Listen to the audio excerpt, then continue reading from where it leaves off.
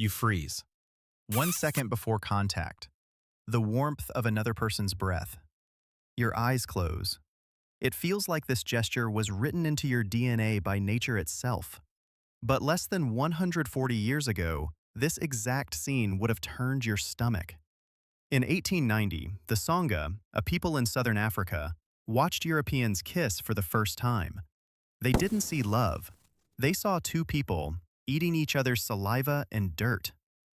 What feels to you like the highest form of tenderness was, to half the world, an act of pure madness. Here's what nobody tells you about the kiss. It isn't universal, it isn't ancient, and it isn't natural.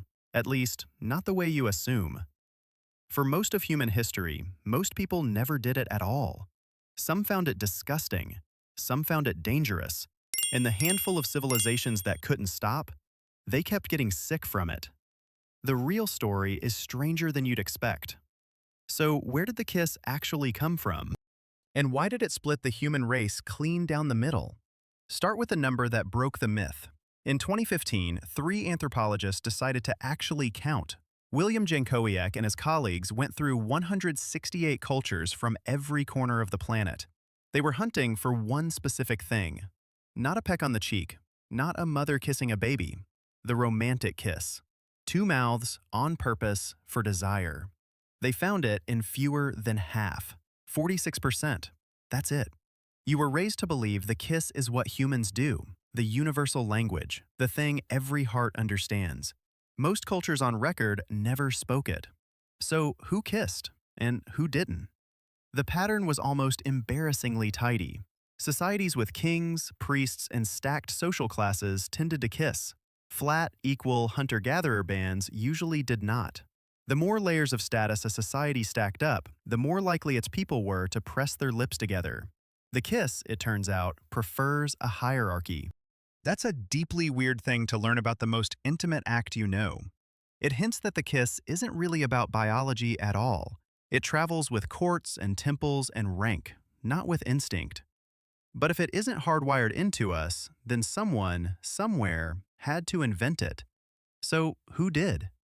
The first kiss we can actually prove wasn't in Paris. It wasn't in Rome. It was in the mud. Around 2500 BC, in Mesopotamia, the land between 2 rivers, now Iraq, scribes pressed wedge-shaped marks into wet clay. Millions of those tablets survived. Most of them are boring. Receipts, taxes, endless lists of grain.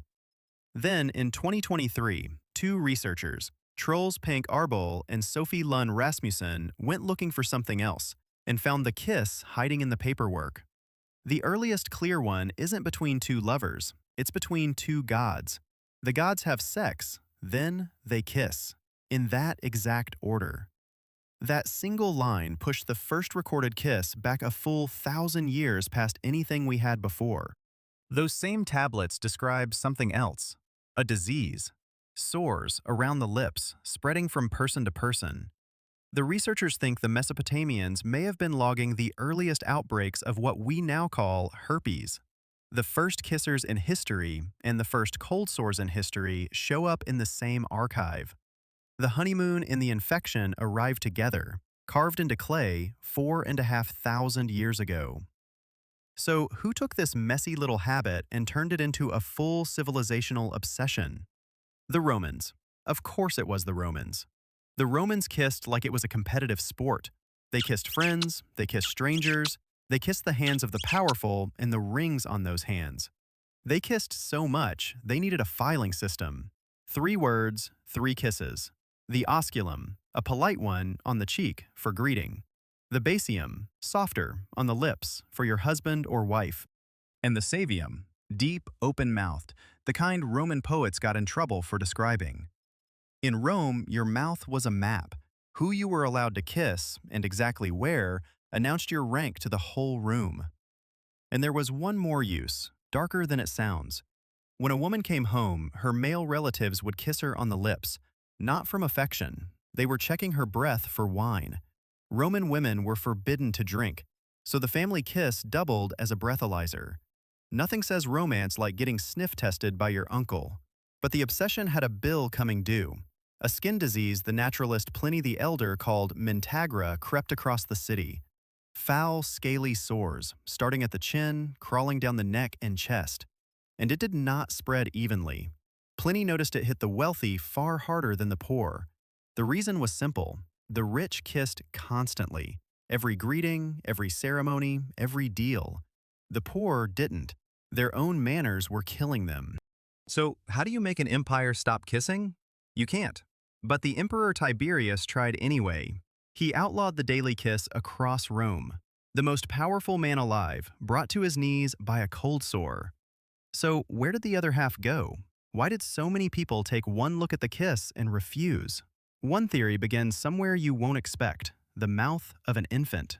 Before baby food, before soft mush in jars, mothers fed their children by chewing the food first, then passing it, mouth to mouth, tongue pushing it in. Some researchers think the romantic kiss is a distant echo of that. Feeding slowly rewired into affection. A little less magical now, isn't it? Knowing where it might have come from didn't sell it to everyone, though. The Tsonga were revolted. So were the Mehinaku of the Amazon, who met the kiss a full century after the Tsonga did and wanted no part of it. The Trobriand Islanders of the Pacific actually tried it, thought it over, and filed it away as a rather silly, insipid little amusement. To them, mashing your face into someone else's and trading saliva wasn't tenderness. It was just wet. And to be fair, they weren't wrong about the saliva. Because here's the thread running through all of it. The kiss follows kings, courts, and class. It carries disease. It may have grown out of chewed up baby food. None of that is instinct. So if it isn't instinct, what is it? Here's the thought that stays with me. The kiss feels like instinct. It feels older than language, older than cities, stitched into your body before you drew your first breath. It isn't. No one is born knowing how to kiss. You learned it from a screen, from a nervous teenager, from a culture that decided, a very long time ago, that this is what love is supposed to look like. And half the world was simply never taught the lesson. They still fell in love. They still raised children. They still lived entire lives full of deep, ordinary tenderness, without once pressing their mouth to another mouth and calling it the most natural thing on earth. You didn't inherit the kiss. Someone handed it to you. And you've been passing it along ever since.